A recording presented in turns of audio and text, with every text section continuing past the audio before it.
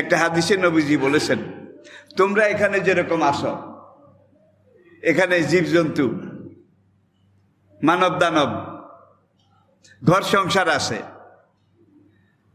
তোমাদের এই আসমান, জমিন থেকে প্রথম আসমানের দূরত্ব যে দূর, আই রিপিট, জমিন থেকে প্রথম আসমানের দূরত্ব মানে প্রথম আসমানের প্রথম ছাদের নিচের পিঠ, এইটা দূরত্ব যে দূর।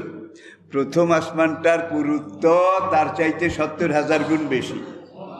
পুরুত্ব, দবজ পুরুত্ব। জমিন থেকে প্রথম আসমানের উপরের পিঠ, এটা দূরত্ব যে দূর। সেখান থেকে দ্বিতীয় আসমানের দূরত্ব তার চাইতে 70,000 গুণ বেশি। এইভাবে 7 আসমানের দূরত্ব মাপেন না।